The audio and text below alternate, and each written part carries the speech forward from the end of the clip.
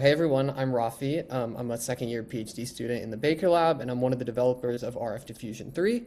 And so the idea here is really just to tell people a little bit about RFD3 and give some examples of how you might be able to use it for your protein binder design workflows. So to get started, just as an introduction to RFD3, in case people might not be super familiar, in contrast to previous versions of RFDiffusion, RFD3 is an all-atom protein design model. What this means is you get out not only backbone coordinates, but also precise atomic coordinates for all of the sidechain atoms, so you're getting out both sequences and rotamers from the model as well. Another thing that's exciting about RFD3 is that we train on the entire PDB except for basically crystallization aids or bad structures, and so we can support all the modalities that we commonly found in the PDB. So this includes ligands, nucleic acids, glycans, metals, PTMs, non-canonicals. Of course, things that are less represented in the PDB will probably be harder for the model just because there's less training data, but overall, all of this stuff should be in distribution for RFD3, which is pretty exciting to us. Another nice thing about this all-atom formulation is that you can give atom-level conditioning. So this could be hydrogen bonds. You maybe have a particular atom on your target that you want to be a donor or an acceptor. This is rasa conditioning, both for ligands, but also for particular residues, perhaps. And also you can give atom-level hotspots, which is perhaps most relevant for PPI, and which I'll talk about a little bit later on.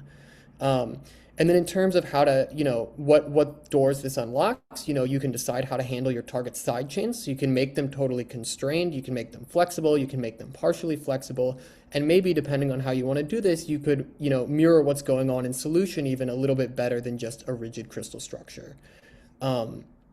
You can also specify a center of mass for your designed protein. So this is similar to previous versions of RFDiffusion. It's an approximate center of mass, so you don't have to worry about getting, precise sub-angstrom precision on your center of mass. It's just an approximate region for where you would like the model to put the protein. In many PPI workflows, this is actually already determined by the hotspots, and so there are nice ways to infer this, which I'll talk about a little bit later. And of course, this was not an exhaustive list. There's really cool things you can do with symmetry and with flexible ligands and DNA, and I encourage people to check out the paper and the documentation for more on all of that. But now, of course, this is a PPI talk, a protein binder design talk, and so drilling down a little bit in how you'll want to do this to ultimately get a trajectory like you see on the right here, which is a passing AF3 or passing RFD3 design, passing refolding filters against a COVID RBD. And so a couple of these things I mentioned, just want to give a bit more detail on. One of these is the atom level hotspots. So previous versions of RFDiffusion used hotspots at the residue level. And here we can actually specify, more precise atomic interactions that you want to have. This is a harder constraint, and the model's not perfect at it, especially if you have many different atom level hotspots.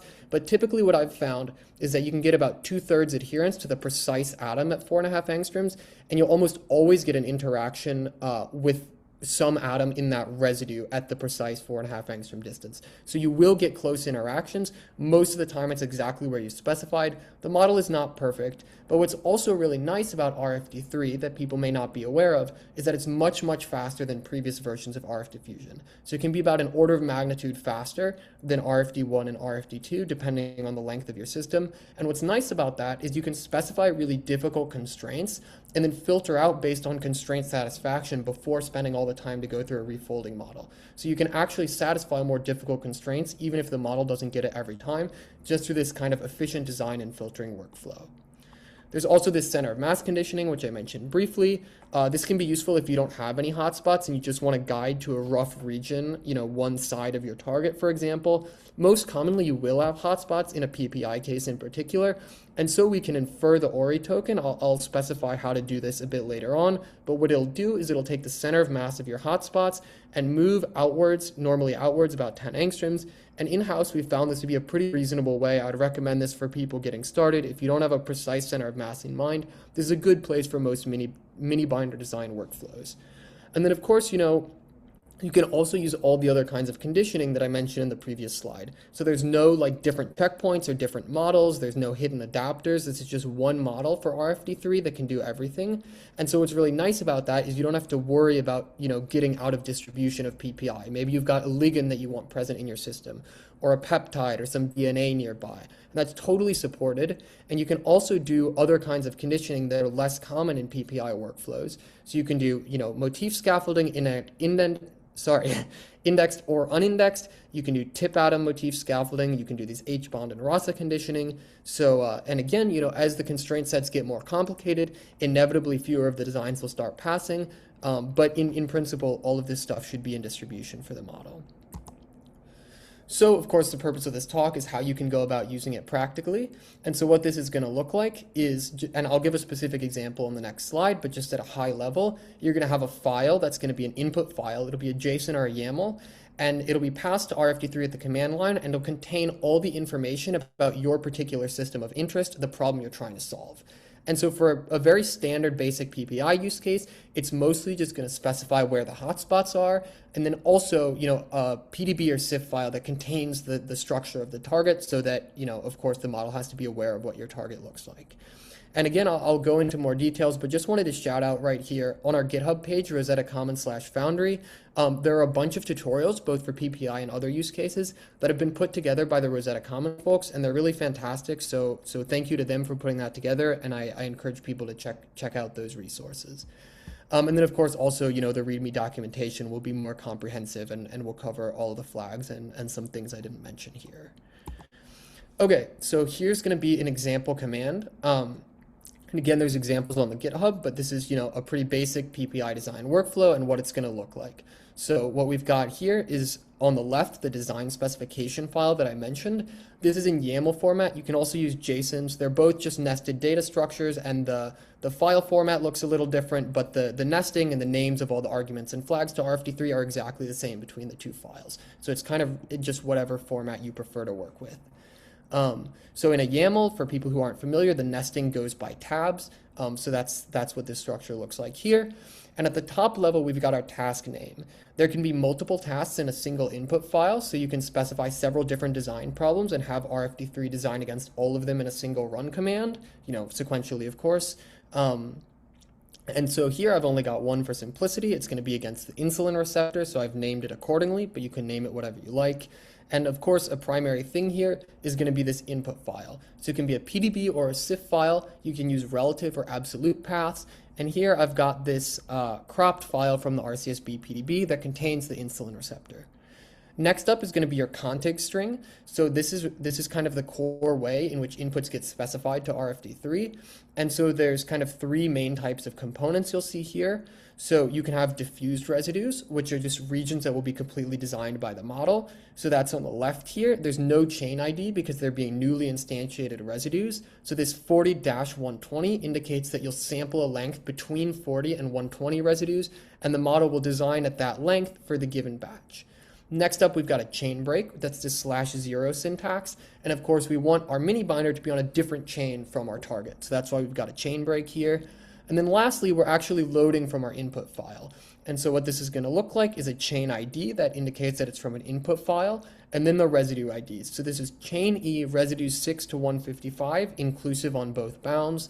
And those are the particular residues we're going to load from this file to design against. Next up, you've got some optional flags. This length flag is probably not necessary for the most basic PPI workflows, but thought I would mention it in case people are doing something slightly more complex. So for example, if you were doing motif scaffolding as part of your PPI use case, and let's say you've got a motif that's flanked by two diffused regions, and let's say they can both be length 80 to 80 or 60 to 80, for example, but you want your total mini binder to be length less than 150. So you can do that by specifying the length constraint, where either one of these two diffused ranges can go up to length 80, but they won't both go up that high, right? And so, again, probably not necessary for the most basic PPI use cases, but thought I would shout it out in case it becomes useful for people. Next up is something that's very common in PPI cases. These are your hotspot atoms. And so what we've got here is a little bit of a sub-nested structure. So at the top level, you've got this select hotspots block. And then we're specifying particular residues in the fixed region that we've loaded from our input file. So I've got chain ID and then res ID. So this is chain E residue 64 loaded from the input file. You'll notice that this is part of the same range that I loaded from the input file, so RFD3 is aware of it. And then I'm specifying these particular atom names for each of these residues to get that 4.5 angstrom atom level hotspot conditioning. Next up, we've got this center of mass thing. As I mentioned, you can totally give 3D coordinates, and there's examples of how to do that in the documentation on GitHub. probably the easiest thing to start out with is just inferring based on the hotspots, as I mentioned, and so that's what this line does here, and we found it to be pretty good. I'd recommend people get started with that unless you have something particular in mind. And then lastly, there's this flag that's pretty interesting, this is non-loopy flag, and I'll talk about it more quantitatively on the next slide. But what this does, oops, sorry, did I draw something here? Sorry about that. What this does is, this will bias towards more structured secondary structures in your outputs, and this can be useful because actually in the PDB, quite a lot of proteins that form protein-protein interfaces can be pretty loopy. And the issue with this is that refolding models such as AlphaFold 3 or RosettaFold 3 are going to be less confident at folding very loopy, very disordered things, and so your pass rate will be much less. And again, we'll look at that quantitatively on the next slide.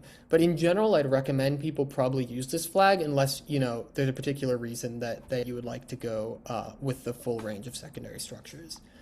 And then we've got this run command here. So once you've cloned the repository and installed it and downloaded the checkpoint as specified in the docs, you'll run something like RFD3 design, give your output directory. So this is where both the output design files and also the metadata will be saved. You'll have an input that will point to this JSON or YAML file that gives your design specifications. You'll have the path to the checkpoint that you've downloaded. And then we've got a couple of these optional flags here that what these two serve to do, they're not required, but they lower the temperature of sampling. And what that means intuitively is that you're less likely to sample from the fringes of the distribution that the model has learned. So over all protein space, you're less likely to sample from the fringes and more likely to sample towards the center, towards kind of more like normal looking proteins, more ordered and structured things. And this may be desirable or not depending on your use case, but it's definitely something to keep in mind as an option. And so this is a lot of data. I'll walk us through it. But comparing all these different settings, there might be different reasons you would want to use different versions depending on your use case. So what we've got here on the left is designability. So this is refolding pass rates. In the solid bars, we've got just overall pass rates, so number of backbones that get a pass after 4 MPNNs. And then in the hatched bars, we've got clustered pass rates. So fold-seq-based clustering, how many clusters are represented among the passing designs as a fraction of total backbones. And what we see here, kind of unsurprisingly, is that when you do this low temperature sampling in blue, or sorry, I should orient people. So in blue, we've got this low temperature sampling and the non-loopy feature. In orange, we've got still the non-loopy feature, but now with the default temperature of sampling. In green, we've just got a total baseline, so without specifying the is non-loopy feature and with the default sampling temperature. And then in red, we've got RFD1 as a baseline that people might be familiar with.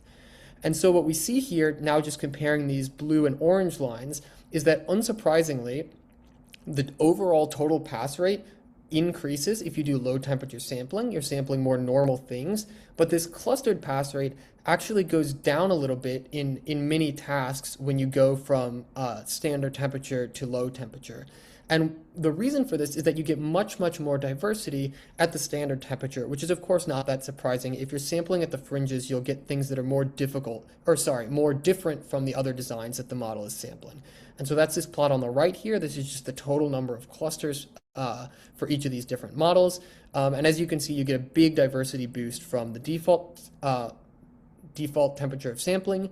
Also looking at this, the effect of this non-loopy feature, so now comparing this orange curve to the green curve, you'll see that you get even more diversity in most cases without specifying is non-loopy, but of course your designability goes down quite a bit because these oracles are just less happy with it. And so in general, again, if people are willing to make more designs, it's totally fine, you'll still get some passers, but your pass rates will be significantly reduced without specifying this is non-loopy feature for PPI. And looking at the effect of that a bit more, here we've got a secondary structure plot on the right. So same models, same color scheme, but now the hatched bars are beta sheets and the solid bars are alpha helices.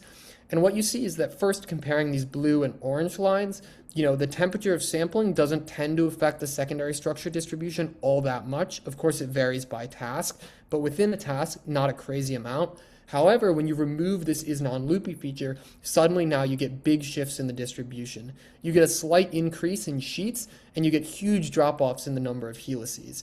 And this is, for example, a stark contrast to RFD1, which is basically a helical bundle machine, as people who have used it will be familiar with. And you're also getting more loops here, right? Because you're slightly increasing your sheets and greatly decreasing the amount of helices you have. So it's just a somewhat different distribution of secondary structures. We leave it up to the designer what they want to do, but in general, as a starting point, I'd recommend using this is non-loopy feature. So that was a super fast speed through. I'm happy to answer questions. Just of course want to acknowledge all the people who I've been working with on this project. It's been really fantastic to learn from them, work with them, collaborate with them. And then also want to give a big shout out to Hope and Rachel, who've made these great tutorials, who've organized this series, who've made a ton of documentation on the GitHub. So really thankful to all these people. And there's some additional resources that I'd encourage people to check out. Our GitHub is, I would say, the primary place to look. So Rosetta Commons/Foundry. We also have a Slack channel, which I'd encourage people to check out. There's a link in the GitHub README, and you can kind of communicate with both the developers, but also other people in the community who might be facing, similar challenges or goals, and everyone might be able to help each other out. And then there's these tutorials I've been mentioning that Hope and Rachel put together that are super nice, both for PPI but also for other use cases. So I would encourage people to check those out. And then of course feel free to contact me. That's my UW email. But yeah, I hope this was helpful and happy to answer any questions people may have.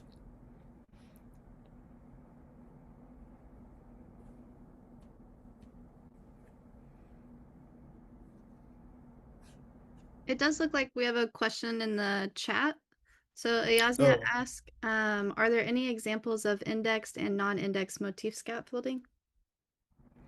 I don't have examples of how to run them or like benchmark results. I haven't benchmarked PPI with indexed, unindexed motif scaffolding, but it'd be something interesting to look at.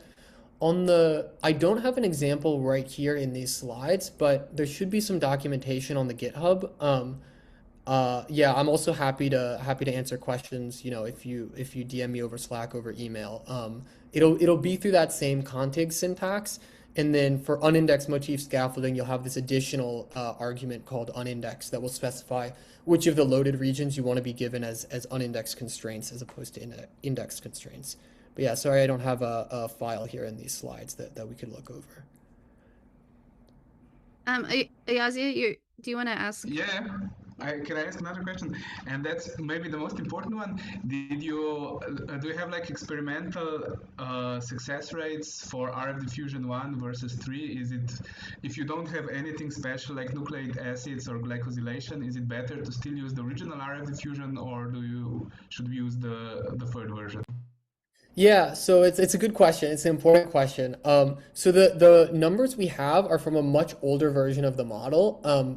This is yeah, during development, this is more than 6 months ago. We had a version of the model that we wanted a bunch of people in the lab to benchmark, so we kind of organized a bunch of design campaigns, and then subsequently discovered that model actually had a really serious bug, which is not present in anything that's public, so no need to worry about it. But the model was never making glycines, which is not good in a protein design model. And so what this meant, we were redesigning with MPNN, but of course, if you've got backbones that don't really fit glycines, you're less likely to get them. And so I have those numbers here. I can show them. But everything with an asterisk here basically was with this like kind of infamous in our lab now glycine model. And so we did get hits. We also went after some hard targets in general. And so typically, for most things, we got weak hits, micromolar or high nanomolar. We got some stronger hits. And then this PDL1 campaign, obviously that's the easiest target in the book. It's not going to impress anyone, but we just, quickly did a sanity check with the latest model to make sure that it was still making reasonable things. And we combined PDL1 strongly. So can a lot of other models. But yeah, so the status of that is that people are using RFD3 in the lab right now. I've gotten contact from people, but it's kind of less of an organized like push, and people are kind of going at their own rates on their own projects. So I suspect we'll have more wet lab data on that soon. And clearly we can, make some binders, but most of these data have the big asterisks that there's this glycine bug model. So yeah, I'm sorry. I'm hoping to get some more data on that soon, but unfortunately I don't have a great like head-to-head comparison right now. Thanks. And there's a couple other questions in the chat. So how is the diversity affected when changing inference sampler dot step scale versus changing gamma 0? Oh yeah, that's a good question. They kind of are two different ways of getting at the same goal. They do similar things in that they intuitively lead to lower temperature sampling. Um, Step scale is kind of how hard you push towards the center of the distribution, and gamma naught is kind of how much noise you add back at each sampling step. I mostly tend to move these in conjunction or in parallel, but I don't have like a detailed plot comparing like on a 2D axis of those two. Um, Gamma naught also has a minimum, right, which is 0. You're not adding back any noise, so you're just directly sampling the model's preferences at each step. And so if you wanted to, up your or lower your temperature beyond that, step scale would be the way to go. But yeah, they tend to do similar things. One more question in the chat. Is it better to constrain at the atom level or the residue level when you're doing PPI? So we've talked about adding this. We actually don't have residue level constraints right now, or at least, sorry, we do have some residue level constraints, but not for hotspots.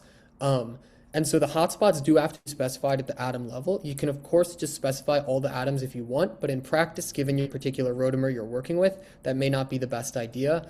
Probably the tip atoms would make more sense to target. But yeah, we don't have that full residue level specificity or like I don't know, lack of specificity, I guess. But yeah, as I mentioned, you will get, very close interaction to some atom on the residue you specify. So we think it is more general than these residue level hotspots. But yeah, you will have to specify at the atom level as of right now.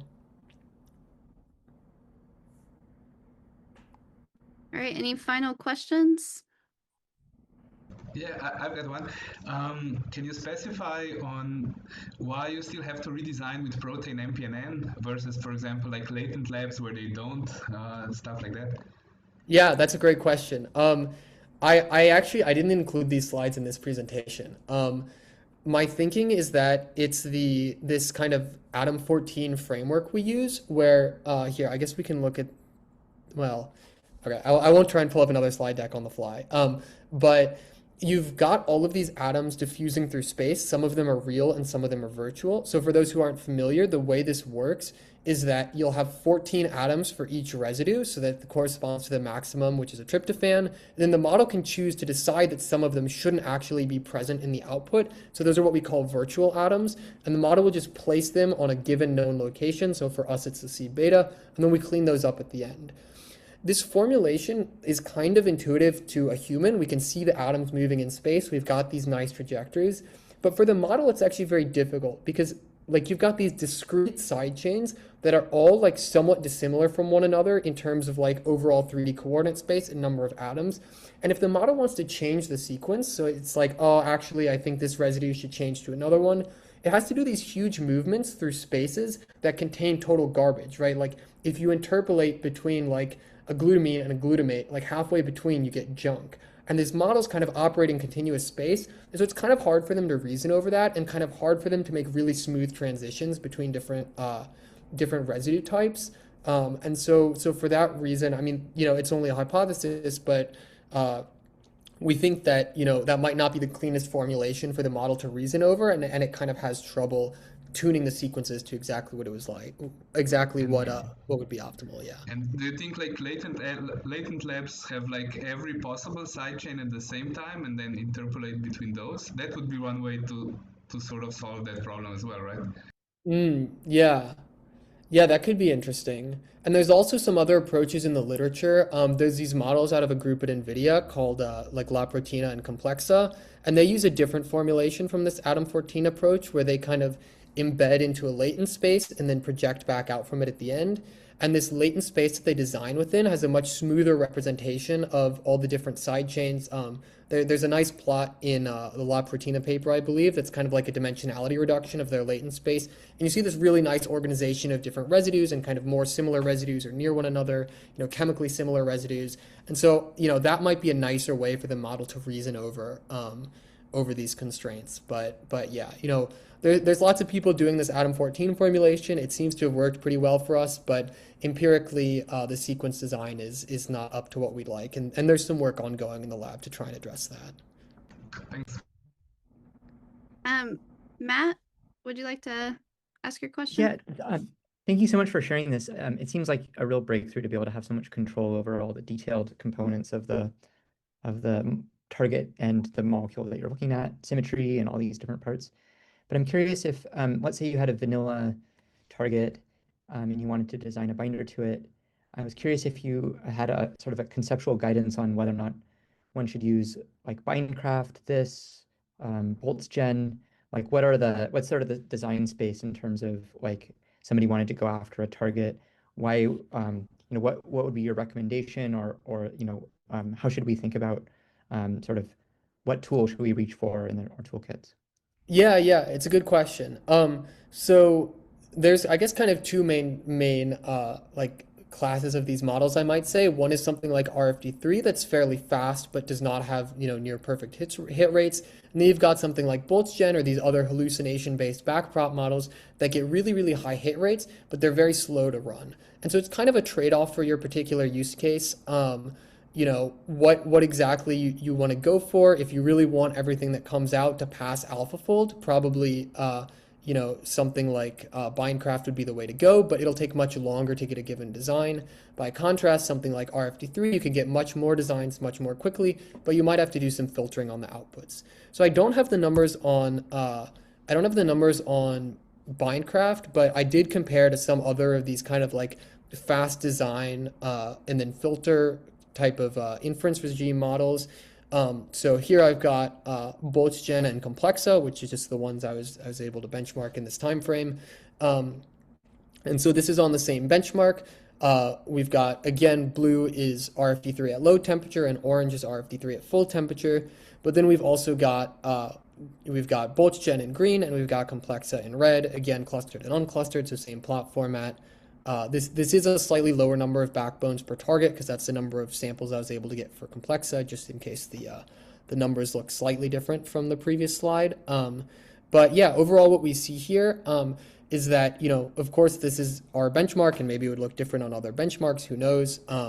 But what we see here is that RFD3 tends to do the best on 3 out of 5 tasks, but it also does very poorly on some tasks. So on this insulin receptor task, for example, both of the other models are doing much better. Complexa really shines on this one, and BoltzGen does best on IL-7 receptor subunit alpha. And so I guess the takeaway here, and also I should talk about the diversity, right? So BoltzGen seems to be a little bit less diverse than RFD3. Complexa seems to be a little bit more diverse than RFD3. And overall, what I would say is, it might depend on the use case. I think piloting these different models, if it's not too much overhead to set them all up, is not a bad idea. We're pretty excited about RFD3 and we think it can do a wide range of stuff. It's certainly a very, very flexible model. But there might be use cases where it's not the best for whatever reason. And so, there's definitely, I think, a good argument to be made for kind of piloting a few different methods and then figuring out what seems to work best for the particular problem at hand. So, sorry, can I ask one quick follow-up? This is really great benchmarking, thanks. As far as your in silico sort of assessment before you go into testing, is this sort of the state of the art to use AlphaFold 3 with some diversity metrics? Or are you guys using in-house like a big old suite of metrics, like the way that the BoltzGen or RFDiffusion sort of use a whole bunch of different criteria? Yeah, so in terms of what people do in design campaigns, there's kind of as many opinions as protein designers in the lab. But for these numbers I have here, this is just a very standard refolding benchmark. I actually ran these with RF3 just because it's public and other people can reproduce it more easily, but it's very similar performance to AF3. And we use the same standard cutoffs, fairly strict cutoffs of min-PE less than 1.5, binder, the PTM of the binder itself has to be over 8, and then the target aligned binder RMSD has to be under 2.5 angstroms. And these cutoffs have been published before, I think in the Alpha Proteo paper. That was, of course, using AF3, but we think similar cutoffs are pretty reasonable. So yeah, that's how these numbers came about. And then the clustering was with fold-seq.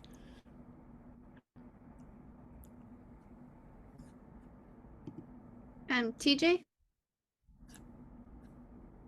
Hey, simple question. So should we be using the MPNN that's part of the AtomWorks package or the original MPNN, or are they identical after the design with RFD3? That's a good question. I think Andrew has been the one pioneering the MPNN push into Foundry. I think they're pretty similar, but I don't know that he's done like the comprehensive benchmark to compare exactly to the old MPNN. I think that's planned, it just hasn't happened yet. So I've been using the old MPNN just to make sure we're consistent with past benchmarks. I think they're probably pretty close. I think you know, they should be reasonably similar, but I think it's also reasonable to use the old MPNN. They certainly, the goal is for them to not be different. So if they're different, it should only be slightly different. But yeah, it's mostly a re-implementation as opposed to like an improvement or a next generation version. Thanks. Yep.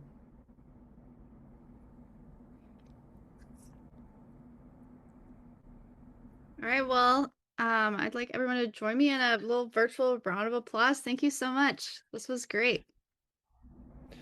Yeah, no problem. Thank you for inviting me. Happy to help out.